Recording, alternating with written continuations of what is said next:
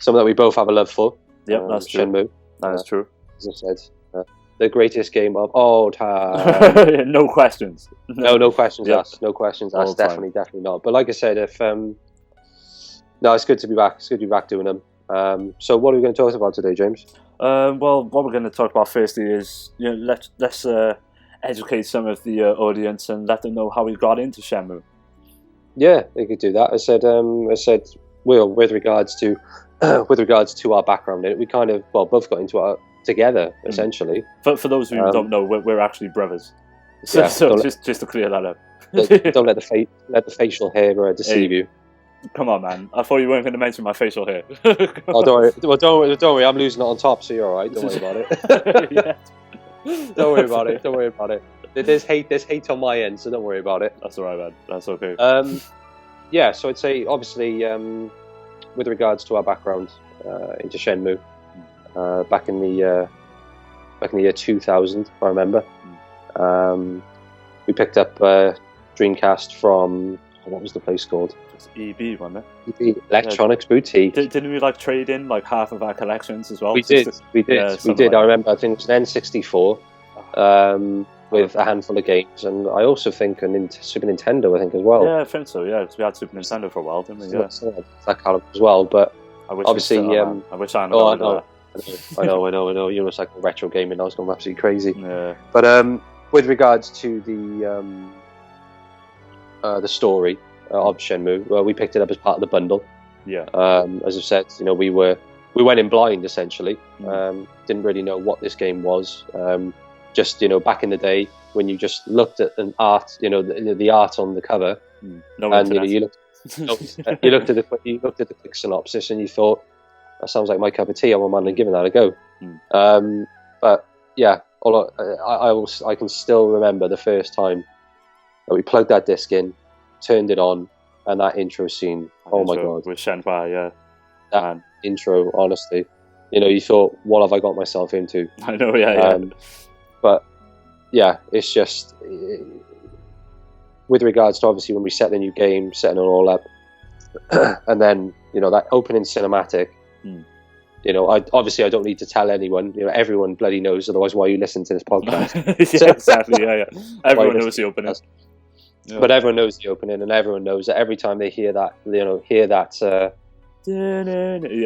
Yep. Oh, yeah, it brings a little tear to the eye. Yep. Brings a little tear to the eye. But first, if I remember rightly, we got Sonic Adventure with it, wasn't it? And, and I wasn't that interested in Shenmue. I was like, no, let's play Sonic. And if you think about it, though, like with regards to that type of game, I've always been the RPG type of guy. Yeah, definitely. Yeah. So that was kind of ticking all my boxes. Where obviously, well, you were more into the platforming kind of games. Yeah, exactly. Yeah. But there are some people out there who would argue that, you know, Shenmue isn't an RPG. I mean, what's literally? I'll tell you what. I did a Shenmue 2 review for the channel. And I posted it on the Shenmue Dojo forums. So great guys over on that website. And I asked for feedback on the video, and one of them mentioned that he wouldn't agree that Shenmue was classed as an RPG because I'll be honest with you. No, I do agree with that statement, but it has elements. Yeah, I remember that's what I said to him. Like, you know. Oh, you know, it's definitely not like hardcore RPG. Definitely not Final Fantasy style. Yeah. Oh, hell no. But as I said, it's got those elements that keep you, like, you know, that. Well, the thing is, though, that type of game didn't even exist. Yeah, true. What was it? It was like free. Full reactive eyes entertainment, wasn't it? Yeah. So, and if you think about it, though, that system itself inspired gaming today. Yeah, definitely. Yeah, well, it was kind of like one of the first open world type games, wasn't it? Well, it literally was. As I said, you know, with regards to Yu Suzuki, you know, what everyone took his formula, and obviously they've improved it massively, you know, compared to what Shenmue was originally. Yeah, definitely. You know, but if you think about it, you know, the elements to do with Shenmue, QTE, God of War, you know, things like that. So, you know, everyone took. I'm not saying everyone, but yeah, you know, it inspired a lot of game developers, you know, it inspired a lot of people. And it was groundbreaking for its time. And as I said, I personally think if that game were to come out today, based on what even the graphics it has today, You know, I'd say it held up. I would say it would hold up. Oh, definitely, man. Yeah. I mean, I've always been a full supporter of like a Shenmue HD port, even if they didn't even change any of the the assets. If they literally just upscaled it, so it was like playing it on null DC on the emulator. But like you could have that on your console or on Steam. I've been a really full supporter of that. But yeah. Well, as I said, obviously we see with because I have read a couple of articles mentioning about obviously depending upon how Shenmue 3 does, that they may bring out a 1.2 HD package. Man, Sega are silly, man. They're sitting on a goldmine. I mean, the amount of money that Shenmue made during this Kickstarter, that should have spoke volumes to them, Oh, I can't see it taking that much work to get Shenmue, emulated through a PS4 or definitely through PC for a release. Oh no, definitely. Yeah. Well, as I said, you think about it though, with regards to Shenmue, even though it's such a cult classic, that's what it is. It's a cult game. It caters to a niche market. If you think about it, not everyone and their mother loves the game. Oh yeah, not say, I know Joe Blogs down the street knows what the game is. So the people obviously who revere and respect and love that game are obviously people that were a part of that initial I'd say initial development. Yeah, I know what you mean. Of what that game was. Yeah, definitely. Because I'll be honest with you, and many people say, and I can agree with it, that game, I'm not going to say change my life, nothing like that, but it guided you, though, you know what I mean? Yeah. I'd like to think that game, even though obviously with the small little things involved, the dub and a couple of other things of that kind of caliber, but whatever. I'd say, I agree. I'd say that game did kind of it schooled you. I think I would say it made you a bit more open-minded, and I would definitely say that people who really love that game and really got into that game were open-minded individuals. Definitely, it's like I'll never forget when I was playing Shenmue 2, and you go to Mamo Temple and you find out about the 4 Voodoo, and those 4 different, I can't remember obviously off the top of my head, but those 4 sayings that I think it was Gon, Dan, G, and Yi, or so I can't remember. I'm the same. But no, I know what you mean. But yeah, there was like little stories like that in Shenmue, it would not obviously not tell you how to live, but it would like show you that there is a better way, to conduct yourself and teach you to be patient. It's cool. But it was teaching people culture. Yeah, exactly. Yeah. It's like a window into Japan and China with number 1 and 2. Definitely. Well, like I said, with regards to my background, obviously I've always been a fan of Japanese anime, and I already knew a bit about that world, obviously that culture, but that game kind of again opened up another door. It was essentially like going on holiday to bloody Burrito. There you go, holiday sim. There we go. Yeah, that's what it should be. Yeah. It's not an RPG; sim. It's a holiday sim. Yeah, there we go. Done. Holiday sim. Your dad just happens to die at the beginning, but I know. Don't worry about that. But it's I could go on for hours talking about that game, about how much how much it influenced me as a person, and how I kind of, I would say, grew with it, and also learned how to probably respect people from it as well. Definitely, yeah. I'm not saying, obviously, as a person that's that's the way I am, and obviously you are. But I'd like to think that game obviously reinforced that. That's weird. So I think I mentioned this to you before. In Shenmue 1, when you're just coming into Yokosuka, and for the first time after you've come from the Hazuki residence after the intro, and you run into that old lady, Yeah. And man, to this day, she always says that, this one line always gets me, like, there's so few helpful young people these days. And man, to this day, like, and that hit for me with Shenmue. I was like, right, I know what this game is trying to say, Yeah. Definitely. Well, like I said, it's trying to teach you morals, and I would say even etiquette to a degree. Definitely. But no, I totally agree with that. I totally agree with that statement. And hell, that game came out in '99. Exactly. So come on. And it was set in the '80s. Yeah, it's now 2015, people. So it's just. I'll be honest with you. I do agree with that statement. I do. I mean, it's helpful. No helpful young kids young these people. days. Young people are assholes. They are. They are. No offense to anyone who's listening to this, but you've all got a fucking chip on your shoulder. Sort it. The world don't know you shit. Oh well. Right. So, moving on. Obviously, what we were talking about just before I hit the record button, your reaction to Shenmue 3 when it was announced at E3 that Sony would be helping with the Kickstarter, and Yu Suzuki just floated on stage, and what was your reaction? Floated on godlike. Yeah, on a cloud. Like, I'll tell you what. I reverted to a 3-year-old child at Christmas. I literally was like, "Oh my god!" Where were you? Like, what setting were you in? Like, what setting was I in? Yeah, were you on like a bus or something, or you didn't scream on the bus? I was sitting down in my pants. No. No, I was in. I was watching it on. I was watching the conference on my tablet. Yeah. In the living room with my partner, and all of a sudden, she looked over because I started doing a little shake. Started, the sweat, and then there was just this pause, and then there was a what the like that, and her reaction was golden. It was just a look of, I would say, dismay, worry, and disgust. So, not sure. I'm like, hang on, what's the problem? What's going on? And I told her, and I love it a bit, but she didn't give a shit. But honestly, it was a massive deal. Honestly, I said my mind literally. I didn't believe it. Even when he came out, I thought it was a joke. I thought, hang on, they're pulling our leg here. They're probably going to, as a, well, as I said, the I can't remember his name now. The YouTuber with Final Fantasy VII. Oh, Maximilian, dude. That's the one. He's like this. With the original, obviously, with the original. The Final Fantasy VII PC.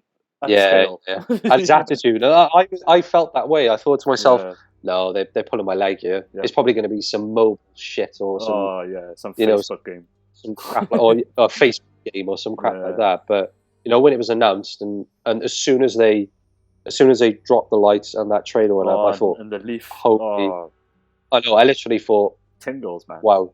No, literally, I even sitting through there, I thought, this cannot be real. I nearly cried, man. I'll be honest with you. Like, I nearly fucking cried. I did shit. I did. Fair play. Grown man crying, I didn't care. It's just like, Shenmue. Well, you should see some of the reactions on YouTube. I think mine was quite docile compared to a lot of people. What was that one guy on the game trailers, wasn't it? Michael Hubert. Oh my god. When he's like, oh! Literally lost his shit. I don't blame him, man. Well, the thing is, if you think about it, how much Shenmue, well, the franchise itself means to people. Of course, it just proves it. Yeah. Well, yeah, and the main thing I would say, the main one of the main definitely things I would say, obviously, with the announcement is that finally, we'll have closure. Yu Suzuki has kind of announced, depending on how this does, number 4, he's gonna keep on toying with our emotions and keep on, I swear to God, if Shenmue 3 finishes like Shenmue 2, I'm sending them. I know. I don't have another fucking cave, and if I have to, I will send that man a stern letter. Yep, stern letter, man. A stern email. Old school, mate. Courier pigeon. Get to use it. Get back to me, please. Actually, Keiron, that was an incredibly good segue. The next topic that I'd like to discuss is our fears for Shenmue 3. Like, obviously Shenmue 3 is being announced now. The last one came out in 2001. It's now 2015. Gaming has changed so much. And with the advent of, the way open worlds are, you've got the Witcher 3, Grand Theft Auto 5. How do you think Shenmue 3 is going to be able to stand up against those? Do you think it's going to stick to how it used to be, or do you think it's actually going to be an open world like Witcher 3, or... I'll be honest with you, I probably might get a little bit of heat for what I'm about to say. I don't think it's capable, obviously with the budget that they've the continuous budget that they're gaining now. Yeah. But I don't think it will reach the Witcher 3 Skyrim kind of esque open world status. Yeah. If you know what I mean. I know what you mean. Shenmue, obviously, it's an aged franchise. It is a very aged franchise, as you said. The early 2000s, and that's obviously when we were last in that world. Yeah. I would say it's going to continue, obviously, like it was. It's going to obviously change things. Yeah. Obviously, for the better, more modern technology, graphics, etc. Gameplay, etc.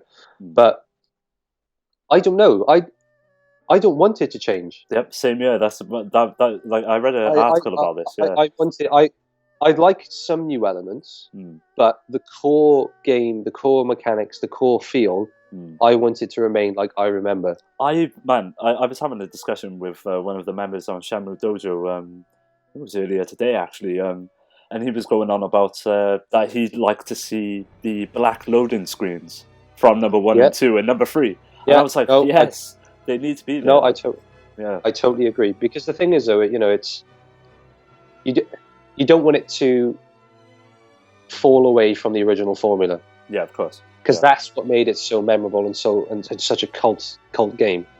That's why you fell in love with it. Definitely. Obviously, I know, as you said, gaming's improved, left, right, and centre. Obviously, it's different climate now. Yeah, of course it is, without a shadow of a doubt. Without a shadow of a doubt. But I would really like Shenmue 3 to remain from what I remember, but obviously with updated mechanics, obviously graphics, obviously. But I would say probably change the clunkiness. Yeah, so I was looking at some information on the internet, and Yu Suzuki is going on about changing the battle system, and what he's trying to do is trying to make it more cinematic. And I'm sure he said somewhere that he's going to try and put QTEs, but into free battles, if that makes any sense. So when you're just in number 1 and 2, where you've got free battle, you're going around. He says he's going to try and go for a more cinematic look and feel. So he's trying to look for a way to interlink QTEs into a fighting system, and to me that seems a bit weird. You know what I mean? Well, that's kind of God of War-esque. Yeah, but yes. But not obviously exact. But that's what I'm kind of getting from what you're saying to me. Yeah, that in the middle of a fight, obviously, then you get a little. Like, obviously, boss battles in God of War and obviously other games of that kind of caliber. You're fighting, you're doing your thing, you're doing your free fighting, etc. And all of a sudden, you have to do a little QTE segment to damage said boss or whatever, and then go back to it again. Well, how would you think about that though? Like, considering number 1 and 2, you had the free battles and the QTEs, and they were separate.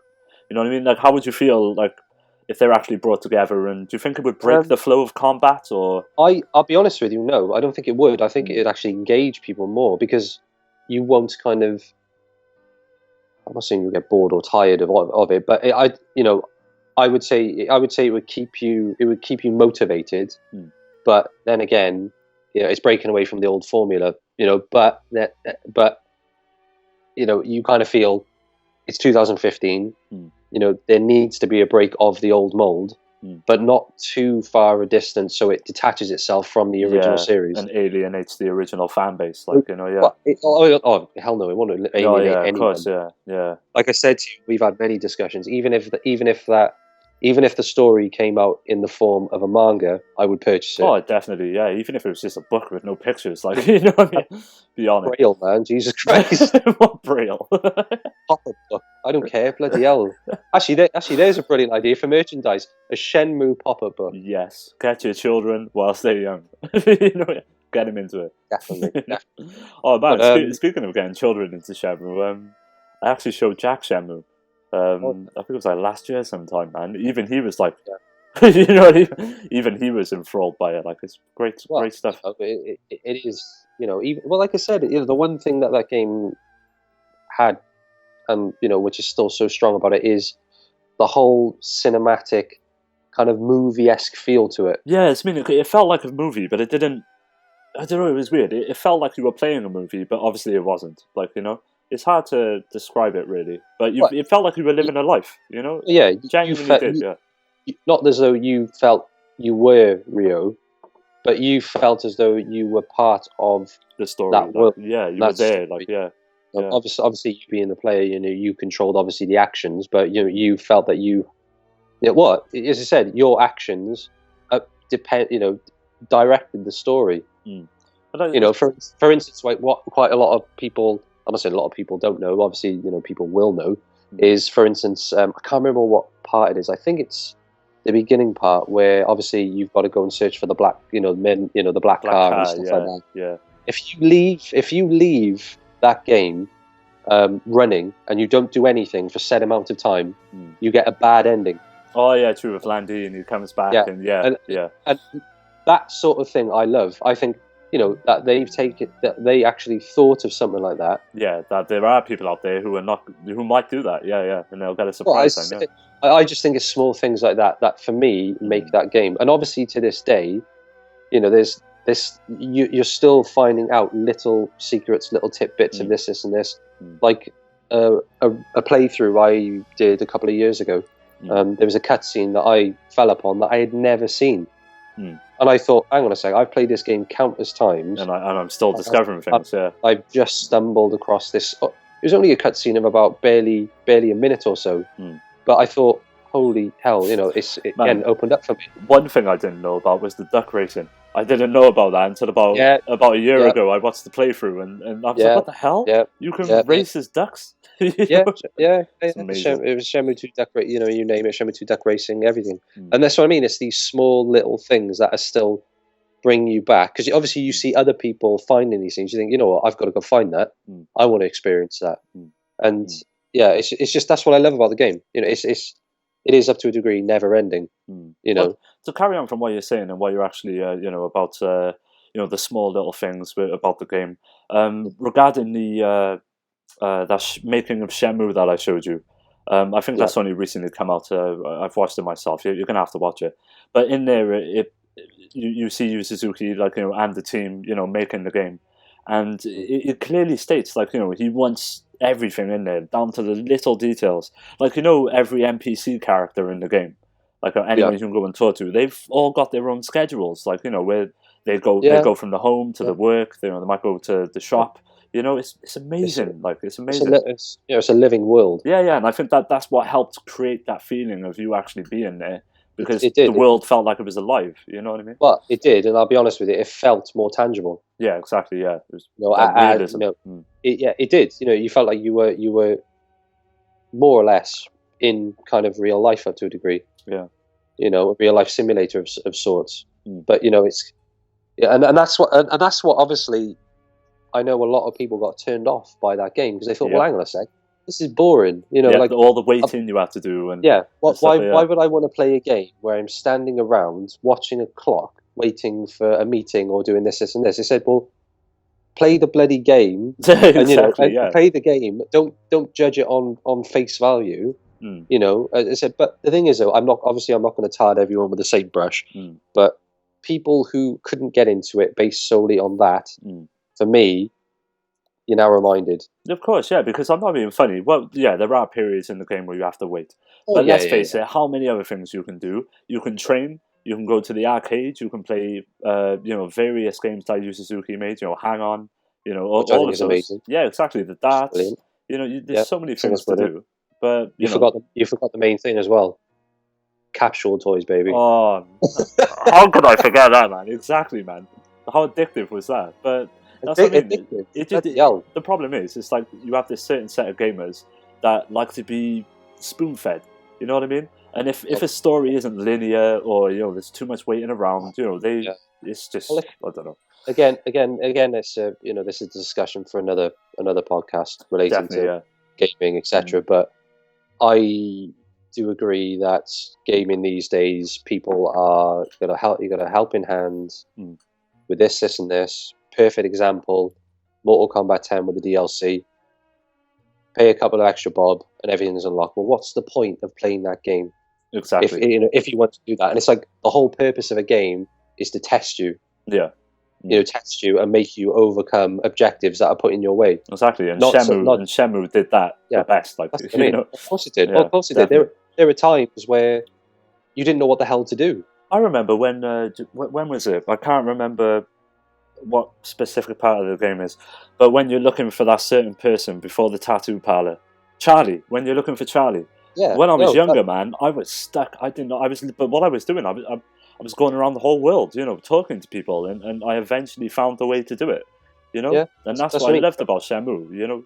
It came out in a time where there was no YouTube playthroughs of it. You couldn't just go and watch it. It was cool, man. Like I said, there were many examples like that. Warehouse Number 8. Oh God, that was exactly the same. I used to get caught so much on Warehouse Number 8. That cutscene where the phone rings and the torch drops and you've got it. Remember that? The amount of times I did that. Well, that's what I mean. And that's another element, of the game that I like, because even when you had cutscenes, you had to keep on your toes. Yeah, exactly. Yeah. You couldn't, and that for me drew me in even more into that world and that story, because I thought, well, kept you engaged throughout. Yeah, it did. You had to keep engaged, but it's a damn shame. It didn't. The game did. Yeah, the game didn't perform like it wanted to perform, and obviously, but I'm just absolutely amazed that after all this time, that we're finally going to jump back into that world. I can't believe it, man. It's going to be absolutely amazing. Have you seen any of the recent screenshots? I have done, yeah. I popped onto the Kickstarter thing yesterday. Oh, for the monthly updates, yeah. Yeah, I did, yeah. And I'd look, and I tell you what, they're looking good. They're looking tasty. It's looking nice, man. They're looking tasty. As I said, it's especially in the Unreal Engine. Yeah, Unreal. Yeah. The problem with the Unreal Engine, though, it does make things look a bit shiny. but I think I'll get over that. I don't care. I know, yeah, it could be fucking black and white drawn. I know, I don't care, honestly. But I know for a fact, when Shenmue 3, when it drops, obviously, and everyone's playing it, and the opening cinematic of where you finish from number 2, it reopens, honestly, my mind's even like, I've stepped back in time. Where do you think would be the best place to start it? Where do you, again, I was having this discussion on Shenmue Dojo. We don't work for Shenmue Dojo, by the way. We just go there occasionally. But I was having this discussion, like, where would you want the game to start? Like, would you want it to be in a cave, or would you want it to maybe be in Shenhua's house? I think what they should do, kind of like what they did with Shenmue 2, is they put like a little, they create like a little montage thing. Of obviously with Shenmue 2 when they gave the movie. Yeah. But I'm positive. I hope I don't get this wrong now. That there was an option on Shenmue 2 on the Dreamcast where you could watch key moments of Shenmue 1. Oh, really? I think. I honestly can't remember. Let us know in the comments, guys. Yeah. I might be talking absolute rubbish, but I might be thinking. No, honestly, I might be thinking of another game. But that shows to show you how long it's been since I played that game. But I think that was available on Shenmue 2 on the Dreamcast. It might be in the Xbox version. Well, either that. Well, that or either one. Either one. Either one. But I'd like Shenmue 3 to have a little backlog of 1 and 2. Just give you that fired snippet of what's going on. Because obviously there's going to be new people jumping on. Yeah. You know for a fact people are going to jump into the game, and they're not going to have the background knowledge. Yeah. And I'll be honest with you, from my point of view, I'd probably like it as well to get back up to speed. Yeah, definitely. I mean, I've been playing through Shenmue 2 myself recently for the review I did on the channel.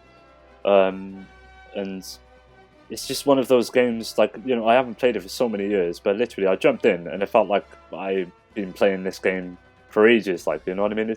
That's what I like about Shenmue, it's just amazing. But yeah, you are right, it would be nice to have something that, obviously recaps 1 and 2. Just give you a small little, just give you a snippet of the main storyline, what key events, what happened, and obviously just throwing you in then, to Shenmue 3, but obviously when it opens, which one for me, I would like it to start as obviously the mirror is placed into the area in which it's placed into, and then obviously then it starts moving and stuff like that. Not just like go from where Shenmue 2 finished, but just a few seconds before Shenmue 2 ended. Yeah. I know what you mean. You know, not from the cave, not the beginning of the cave part. You know, as much I'm not, you know, Shenmue 2. Even though, you know, I adore Shenmue 2 to bits. That section was a bit like, I'm just walking through a motherfucking cave. I know, yeah. Yeah. You know, it's like, come on, let's get to it. You know, let's get to it. Let's go. But then again, that's the whole experience. That was the whole. That was the, you know, that's the whole experience I had of the game. You know, it's I was going on a journey. You know, and it wasn't kind of like, oh, it's there for me. You know, I'm having to work to get to the end goal. Yeah, exactly. Yeah. You know, like going through the forest, for instance. That for a lot of people, I loved that section. I loved it. I absolutely loved that section. For me, it was relaxing. Yeah, same. Yeah, definitely. And the way they changed the QTE sounds. So it's like, woo, like instead of the, it's cool. Yeah. Another thing as well that I quite liked is kind of, for me, after everything I've just been through, this was my downtime. Yeah. I could reflect on what I've done. And then they fucking hang you off a cliff in a cave, you know, for 14 years. Don't, honestly, don't. It just, I'm just so glad that number 3 is coming out, and we're finally going to be able to get some sort of closure. You know? Well, yeah. Well, that's what. Well, the thing is, though, you know, as Yu Suzuki's right, you know, as rightfully said, you know, depending obviously on the success, he would like to go more. He would like to do more. Oh, definitely, man. Yeah. You know, and I'll be honest with you, if I ever had the money to fund the man, I would. I'd throw it at him. Well, what I think he's probably going to do is, like, as number 3 is obviously going to be a success. Sony have obviously got their hands in it. They'll see that. You'll probably find that there's going to be another Kickstarter for Shenmue 4. You know, and I'd gladly put money into another Kickstarter. I would fund the end of Shenmue. I really don't mind. Yeah, my worry is, though, with regards to obviously going back down the Kickstarter route, which is fine, which is all good and well. Yeah, is how it will be after Shenmue 3. That's the problem. You are right. Because there's a couple. I can't remember what game. Is it Mighty Number 9? I think it's Mighty. I might be wrong about this. Mega Man, Kenji Inafune. Yeah, I watch. There's 2 prominent YouTubers that I like watching. Alpha Omega Sin and that video game show. Of course.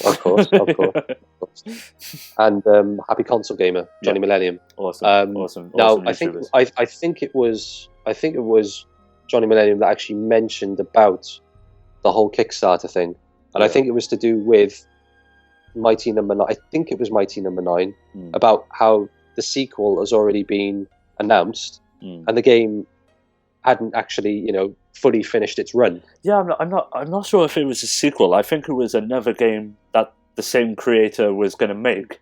Yeah, sorry, it was a different game. But he hadn't even finished Mighty Number 9. Yeah, it's not. Yeah, because I'm not. I can admit I'm not a Mega Man fan because I've never played the Mega Man games. So, you know, I can't judge the series because I've never played them. Yeah, but I think it was to do with the PlayStation, like the 3D ones that came out. And I think it's a successor of that. Is it? I think so. I think so. I'm not. I'd have to rewatch the video. Yeah, you have to rewatch it. Check it out. But I think it's that. I think. But as soon as he mentioned that, I thought, no, you've got a point.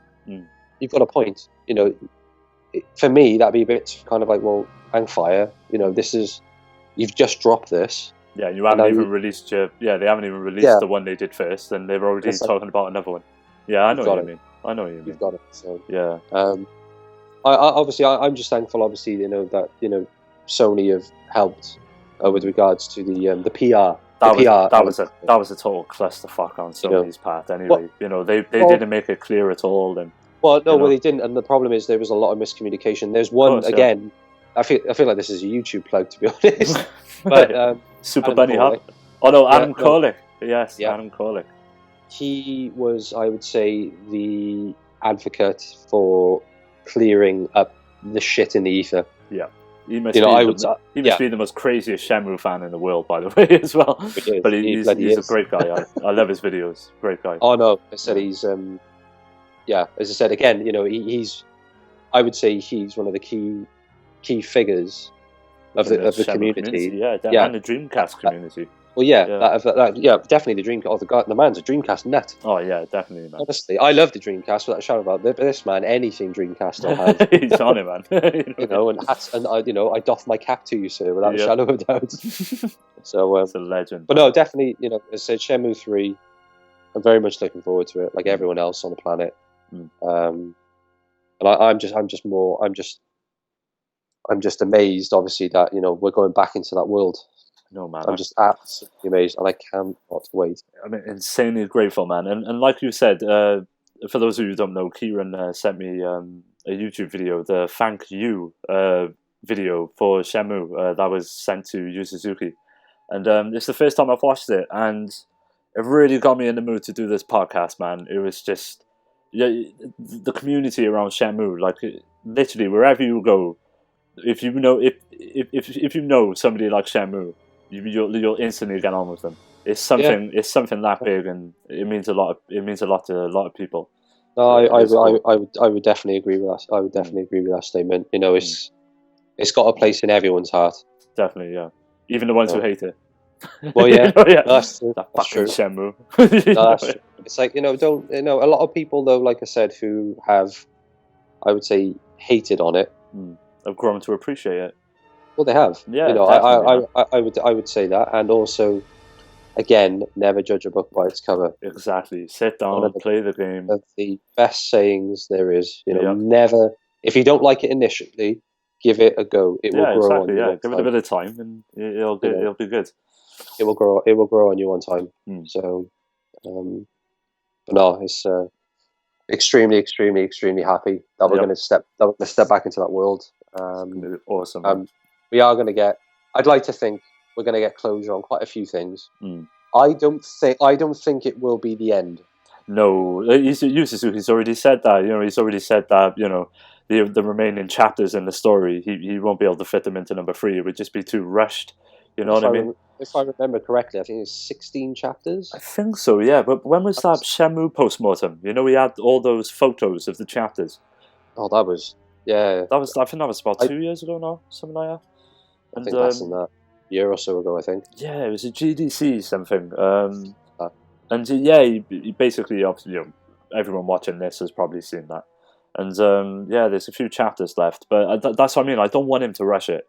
And I'm not being funny. Even if he doesn't make number 4 and finish the story, I don't care. Like I've just wanted to see a continuation, because Shenmue 2 left it on, it was kind of a mystical level.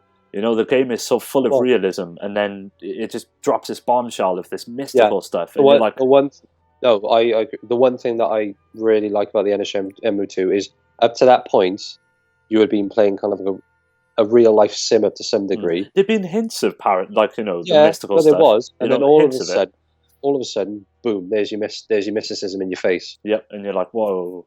And then you get locked in a cave for 14 years, and you have to wait for E3 2015, and he's going to come out look like a hobo rocking a beard. Yeah, true, yeah. I would love to see that. That'd be awesome. Amazing. Make a parody of it. Make a parody of it. Oh, for God's sakes! It's probably already been done, man. It would guaranteed. It would surprise me. Yeah, but no, it's going to be interesting to see where it goes. Obviously, I know it's going to go down the whole mystical route, and you know what? I'm all for that. Bring it on. I love that. Love it. I can't wait. But I did. To this day, I still like how that was probably for me one of the biggest kind of bombs. Like, boom, there you go.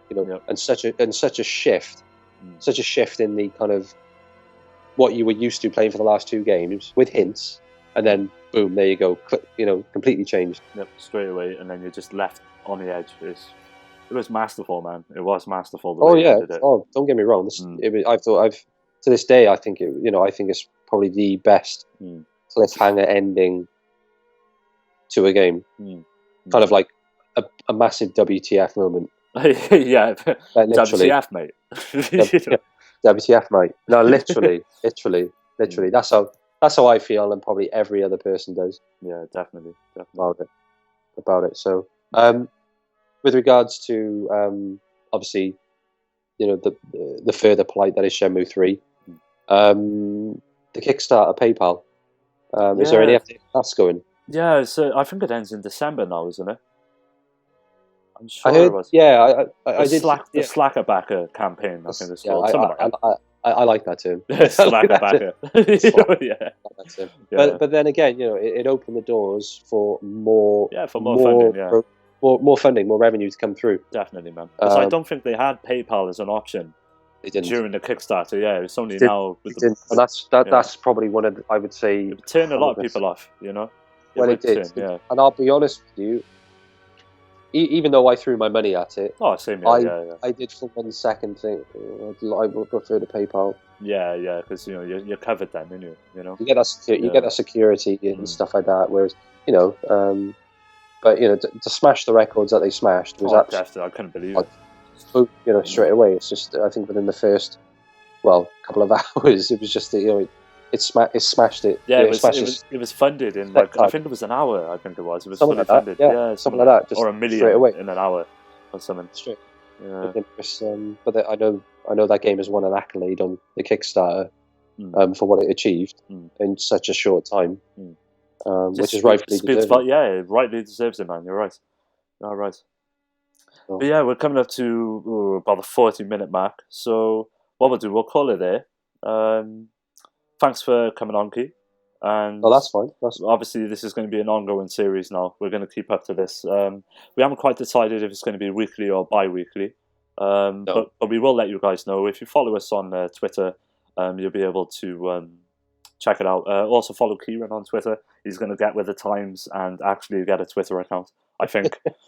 I'm gonna come out the dark ages. Out of the cave. What's this stuff called social media then? What's this shit? Where's this shit?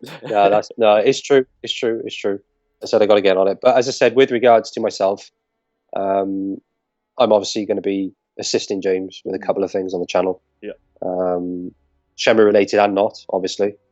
And we'll just go from there. So yeah, you will be seeing my ugly mug on this channel. Yay! So thanks for that, James. There's about two girls out there going, "You ain't ugly, man." You're so beautiful. Thank you, ladies. Thank you. Yeah. But no, as I said, that's something obviously that we want to.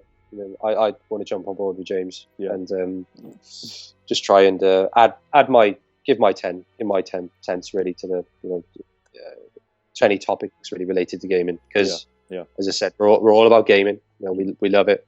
Obviously we're quite, I'd say, we're quite similar in our tastes. Yeah, definitely. But we do have some differences. Yeah, we do without a shadow of a doubt.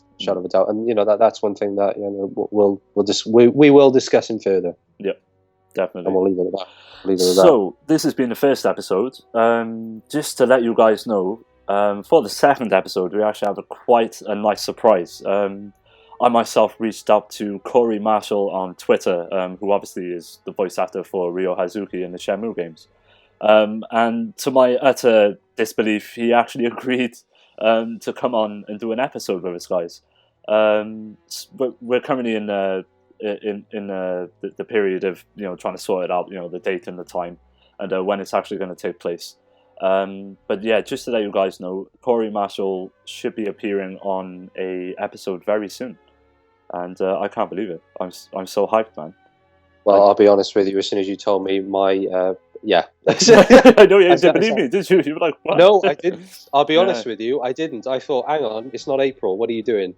So, but I know, honestly, with regards to Corey being as humble, I couldn't believe it. Been speaking to him on Facebook, so humble, man. That's what I mean. To give his busy time to such a low-key channel as well. I mean, we've only got about 500 subscribers. Well, that's the thing. Just to speak to us, and that's obviously something that I do again. Doff my cap. It goes to show him as an individual. How humble he is, and how in touch he is with the fan base. Yeah, exactly. Yeah, he probably understands, how close people are to Shenmue, but for the reasons we discussed earlier. It taught you things, and it's good. But yeah, please look forward to that. If you do like this series, let us know by hitting that like button, and we'll be able to make a few more of these episodes and keep it ongoing. Make sure to subscribe, follow us on Twitter to keep up to date with what's going on with the podcast and the channel as a whole. And we will see you next time.